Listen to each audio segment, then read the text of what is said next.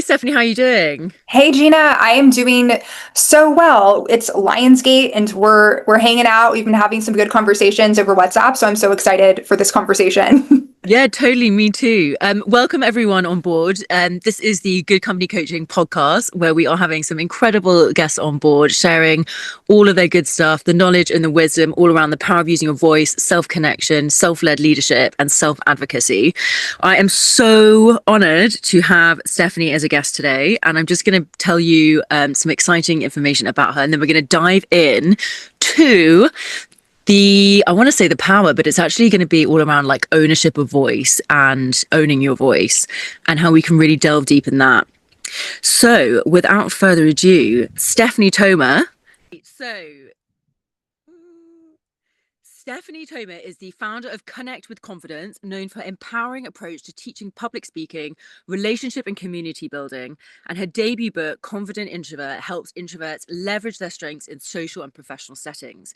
She's been featured in Forbes, Business Insider, Entrepreneur, and she has spoken at Harvard and Boston universities.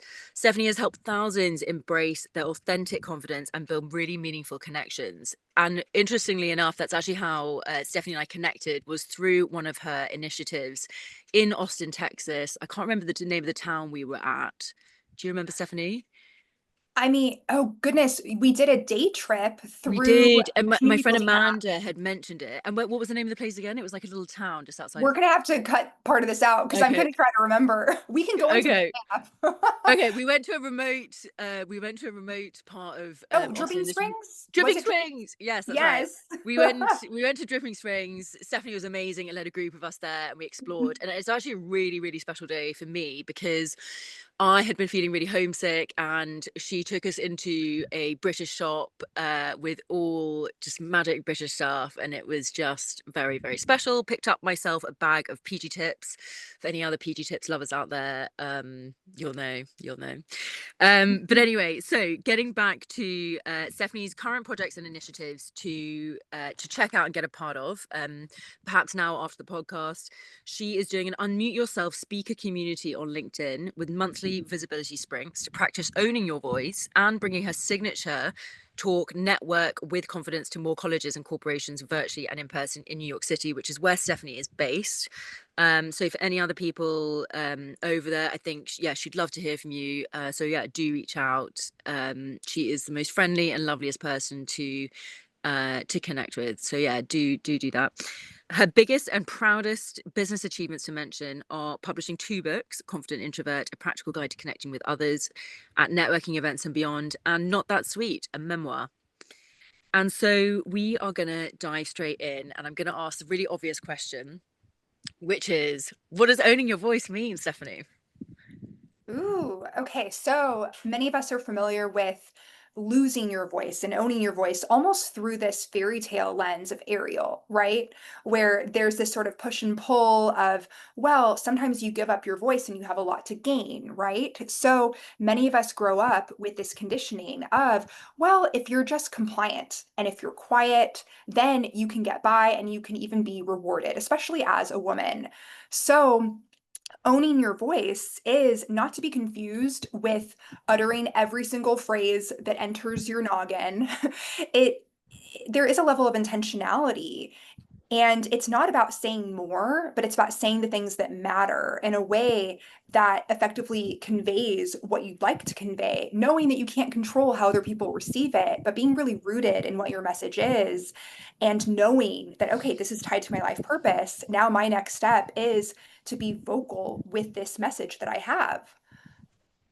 Amazing. Oh my God, what a brilliant answer. And I'd love to touch upon, which I really believe in personally as well, is like that embodiment piece and being so rooted in your own truth and your own intention that is actually such a big part of like owning your voice. And have what's been your journey, I guess, of you reaching that point within yourself to be such a convicting and compelling speaker and attracting so many awesome people in your community that obviously you have magnetized because of who you are and who you've shown yourself to be. And yeah, I would just love to hear more about your journey, Stephanie. It's been a coming back to self. So when it comes to growing up, I was very outspoken in my home environment, sometimes to my detriment. And in my book, Not That Sweet, it goes into more detail about that experience of being, you could call it the black sheep, you could call it the one, the person that's like the outlier, a little different. And I was consistently speaking up for and questioning authority and wondering, hey, like, why is this happening this way? And it was not always received well in an authoritarian household, right? This sense of curiosity and this desire to innovate and maybe do things differently. And uh, so I did learn that, okay, if I could only just be quieter, then there's peace. When over time, I kind of internalized that and the phrase choose your battles, pick your battles. So I became very discerning around, in my teenage years, 20s, in all social situations. I could see patterns very quickly, but I would take time to digest it and understand, okay, is this actually a pattern? Is it something that's going to happen one time repeatedly? And then there came a point where I began to care more about my emotional experience. Previously, I was taught and I learned to put other people's emotional experience before mine to be able to have connection. When now it's clear that that is not true connection when you're needing to put yourself to the side. Yet so many women do it. So this coming back to self is there's space for my emotions and my experience and yours. And there's been a shedding of different connections where it was not possible to have that coexistence and that mutual care. And it can feel like you're the villain at times, but there's such a rewarding component of not just learning to own your voice, because many of us, it's like we learn to be quiet. It's not about learning to own our voice. That is what comes most naturally. So I'm grateful that through this life journey, where I know a lot of people are on this path, I just happen to be a few steps ahead of some people. I'm so glad that we've gotten to connect through this Totally. personal development world. And we both really care about, hey, let's own our voices. Let's empower other people to own their voices, and we get to be this sort of symphony, as this orchestra, this chorus. Totally. I love that. And I think there's such a big piece around like the self-abandonment piece of like, actually, I matter, my voice matters, and I'm not going to abandon myself because I'm owning my voice. And also, what really came through with as a thread of everything you said, and I think a lot of people experience this as the black sheep or the one that's different or the one that really does own their voice, is a huge values, maybe even your top value of truth and authenticity and honesty. Because when you are in those situations where it's like you can see what's going on, no one's speaking up, and you're like, this ain't right, and it's almost like this well, for me it's like this visceral thing of like I have to say something. It's just like within me and part of me. And I guess, yeah, would you say that truth and honesty are some of your top values, and how does that marry in with owning your voice in the way that you do? Yes. So when it comes to truth, we have the uppercase truth and the lowercase truth, kind of like with trauma, the uppercase and the lowercase. But when I think of truth, there's what objectively occurred and happened. But then there's also your lived experience. And that's a truth that if other people try to deny it, they can try, but it's actually something that no one can effectively challenge because it's what you have experienced. And as long as you are attuned to yourself, you know what your truth is. However, what I've learned as the years have gone by is to be discerning around who I share that truth with. So now I actually qualify people and I ask, would you like to hear my experience? I want people to say a resounding yes, especially when we're building close interpersonal relationships, or if there's a rift in a friendship or even a work relationship, to ask, would you like to know about my experience in this? If they're hesitant, or if they say no, then goodness, don't waste your breath. Then it's time to hold your head high and redirect your focus, redirect your energy, and set healthy boundaries, create embodied standards as a next step. And, sometimes everyone has their own experience of how much of their own experience they can hold that enables them to hold so much or so little for others. So it's not about being punitive. I really believe in restorative justice and knowing that people can grow, but also balancing that with understanding when a relationship has run its course, or if it's new, maybe it's something that's not meant for your mutual growth, or you've already learned the lesson in a short span and it's okay to move on.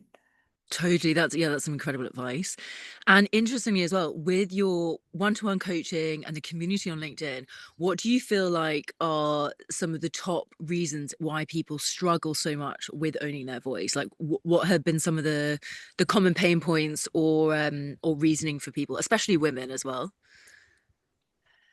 There can be an over consideration of the positive reinforcement that will come as a result. Some people that maybe deep down they know, "Ooh, this is something that I want to say, but I don't know how to say it in a way that will be palatable to a lot of people." And if you've been dimming your shine, dimming your message, and the people around you have been fine with it, then there can be this fear of changing the status quo because it's like, okay, what if I want things to get better, and is expression better? Will it lead to more disconnection? Will it lead to fewer opportunities? And the truth is that it's possible that in that sort of incubator stage where you're like, oh, I'm kind of like growing and learning how to be this more empowered embodied version of self, Hmm. then yes, there can certainly be a shedding. And some people are so afraid of that that they stay smaller sometimes for their whole lives. But this is why coaching can be so instrumental. And I know in my journey of both receiving coaching and people who have come to me, it's being able to identify someone who embodies that next level of what you want to embody, because sometimes the environments that we're in don't mirror our highest potential. So seeking out that support that's dedicated, where that accountability is there, and where there's someone who truly sees that higher vision for yourself, that deep down you know is possible, when you can bridge that gap, then then your wildest dreams can become reality. Amazing. Oh my God. And I love the way that you speak as well, Stephanie. It's with, yeah, just such power and authority and ownership. Thank you. And for when, so for me personally, when I really try and speak up and in my voice, I always incentivize myself and think of some of the reasons why I'm doing it. And often with what you said earlier around, you obviously want to pick your battles as well and not speak up about everything or own your voice in all the scenarios and situations.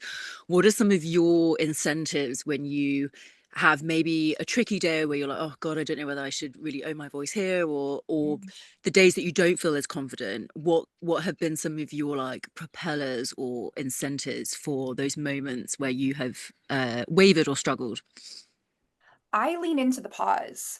Mm. It's not, sometimes we have the gut instinct of, oh, I'm not available for that. But if there's a lot of emotion behind it, that will translate as well. And it can actually burn bridges that don't need to be burnt, right? Because I don't believe that there are two categories. There are bad people and good people. That's oversimplistic, and too many people fall into that trap. So if someone, let's say, is saying something that triggers me, or what I've experienced even more recently is other people who are triggered, and I am not really buying into that trigger, and I know that maybe it could even be beneficial to them to have some time to process, and no one is owed your immediate response, even though in this tech age, we can respond within a minute, within 30 seconds of receiving a message. If there is that heightened emotion, just letting what you say be intentional, and to allow space if there is a chance that what you say could actually bring harm or not effectively relay what you'd like to relay, just allowing that spaciousness to let the emotional wave go Mm. by. Because, you and I have talked about human design in the past being projectors waiting for the invitation, but also half of people through this lens of human design are emotional authority. So that's me. I'm emotional authority. So I can certainly speak to, there might be a trigger that either I experience or that I even witness in other people. And that is my invitation, if I experience either one, to allow for the pause. That's so interesting. Yeah, with the human projector reference as well. And yeah, self-regulation, emotional regulation. I think for me, I'm a splenic authority, which is very like instant and intuitive, and Yeah. which is great, but it also means that I think you just, yeah, make a lot of quick decisions, and sometimes it could just be go, go, go. Mhm. But yeah, I think that is such a great part of owning your voice, is that, yeah, emotional regulation piece. And like you said, just taking that step back to pause and knowing what to react to, and yeah, all the rest of it. And if someone was listening to this podcast right now and they were about to jump into a meeting and they were like, I'm about to go into the boardroom, I need to own my voice this morning, what would be your top three tips to like just nail that home and get that person owning the fuck out of their voice, basically? So, yeah, if let's say someone listening is thinking, "Okay, I have a meeting, I gotta own it," like, whether, let's say, you have a scheduled speech that you're giving, it's anticipated, or if you wanna talk off the cuff. So, a few things that I can recommend actually are related to my framework, my Connects with Confidence framework, where the bottom is calm. And so you instill a sense of calm. You could do this through meditation. You could do this through automatic writing, whatever gets you into a calm place. And then on top of that, that's where you build confidence. Where some people try to jump to confidence when they're feeling manic or when they're feeling anxious. And it's not really hitting the nail on the head, because then that mania kind of translates, and it's like, oh shoot, that's repelling to a lot of people, where people are like, good morning. And you're just like, oh hey, let's chill, you know? So Reading the room, yeah. yes, yes, so having the sense of calm and then building confidence on top of that, and then connecting with people from that place where you're not in your head.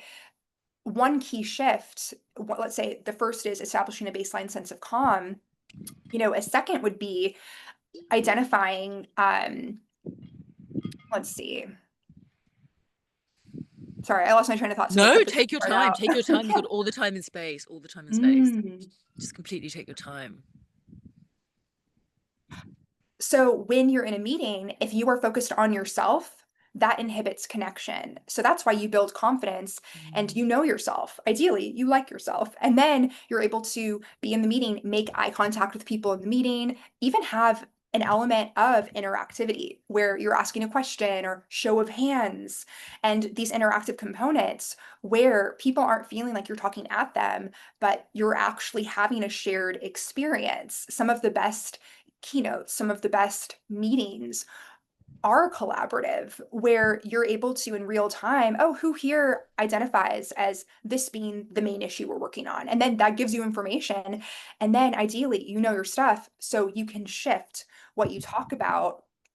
I mean, either way, right? There was a point in time where I gave a presentation at Yelp, networking for introverts, and I asked, show of hands, who here identifies as an introvert? There were 300 people in the room, and literally about 3 people raised their hand. And then I asked, oh, who here identifies as an extrovert? The other, like 297, basically raised their hand. And it became clear later that the person who booked me was an introvert and didn't really read the room of who they had hired. But so then at that point, I was able to, it's not like I scrapped my whole presentation. I was like, oh, well, I'm going to leave now because this is not my ideal market for this talk. I instead got to say, okay, great. So this presentation, there are certainly lots of tips that will help you connect with a variety of people. It's not like these are only tips that are relevant for people who are introverted. It also, these are confident social skills that can help build upon what you already have. And some of the nuanced tips can actually help you understand your introverted peers better. Who here has an introverted family member, an introverted friend? And, then we start getting more hands coming up. So there's Mm. always a way to spin it when you ask questions, even if you think that, oh my gosh, like people are saying the opposite of what I wanted them to or what I thought they'd say, then you can even frame it as, oh, that's interesting because this is what the research is showing, or there's always a way to spin it. So that would be the second piece, being able to have that interactivity. And the third is what I just illustrated in terms of being able to roll with whatever the interaction is showing you and to be perceptive and receptive so that people have a buy-in with what you're saying, where you're not simply, because imagine, what if I gave that talk and I'm speaking to the introvert the whole time and I never asked how people self-identified? People are going to tune me out. But then I got that qualitative data and people were able to tell me, uh, then they got the buy-in of, oh, yeah, I do know people who identify as this. So, okay, I'm going to listen up. Yes, I do want to get to know them better. Get the opt-in, get people to say yes when you can. Yeah. Amazing. Yeah, creating engagement. And I also love what you said about, I think sometimes it's pretty cool to have a spanner in the works, and like it just keeps things interesting and Mhm. keeps yourself on your toes and like, Yes. test yourself. And I guess when you've ever like witnessed a TED talk or someone that you've been so deeply inspired by, what do you think to yourself of like that woman really has owned her voice, or like, or I guess what kind of qualities show up or creates of like a visceral inspiration for you when you see someone just fully owning that voice?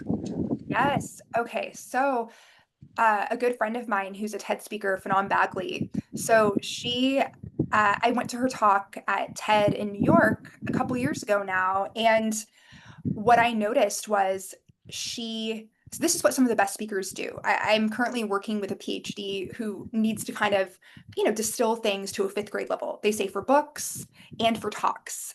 If you have very specialized knowledge, make it a fifth grade level. So, in her talk, she talks about science topics that are very intricate, but she is able to distill it in a way that breaks it down so the average person actually understands what she's saying. And there's a sense of ease in how she shows up. And there's also a sense of excitedness where this is her life's Mm. work. She loves it. And it's genuinely interesting to her and other people. So, in some of the most impactful speakers that are owning their voices, for some people, it can come from first owning the passion, owning the creativity, owning what the message is even written. I know in my experience, for example, writing my memoir, the memoir came first and being able to really write it down and then to be able to speak it in the audiobook recording, for example, and being like, okay, this is my truth, and knowing not everyone is going to agree with every single thing that I wrote, but that's okay because I know that this is what's been true for me, and now it's out there. And also, what an amazing example of like you demonstrating you're just owning your voice, and that's it, and that's you putting it out there, and it's so brave and courageous to to write a memoir and to get that out there. Okay, great. Well, this has been such an amazing topic, and such amazing tips that people can walk away with and apply instantly, which I guess is kind of the point of the podcast. It's like, how can we turn owning your voice into being so instantly applicable in those moments where we fret or we worry or we might not own it in the way that we'd like.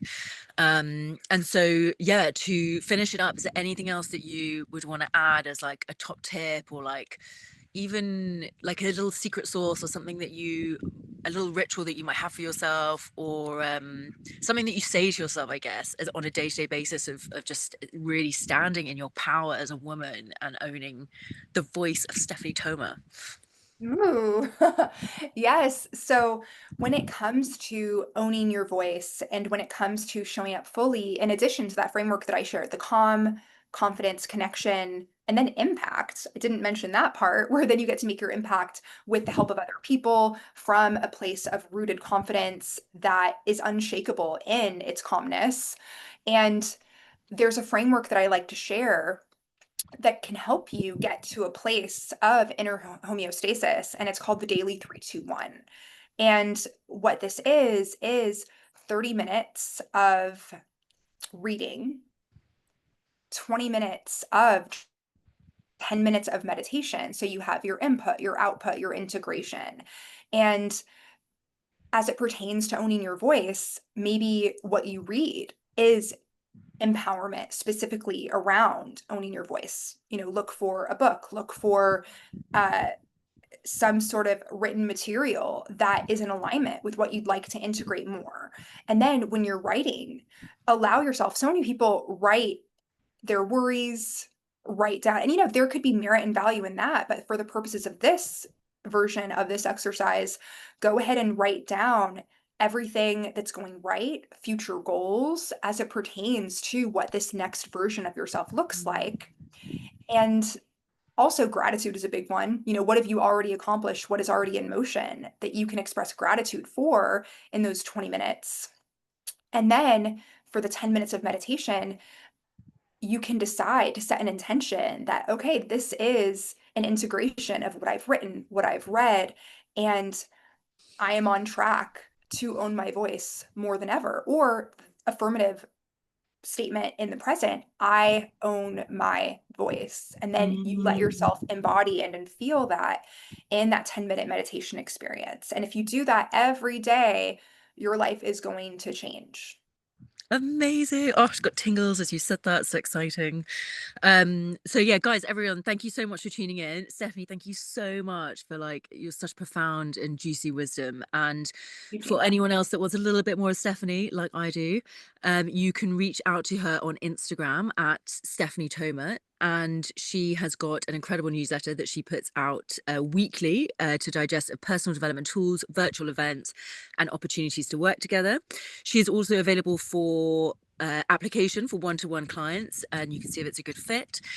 And then she's also got her LinkedIn community that I mentioned earlier, which is unmute yourself, all people showing on a bigger mission to share their voices and get braver online and to spread the message and to empower everyone else. And otherwise, you can also find her on LinkedIn, and she's got some incredible content on Instagram as well. And she's based in New York City now.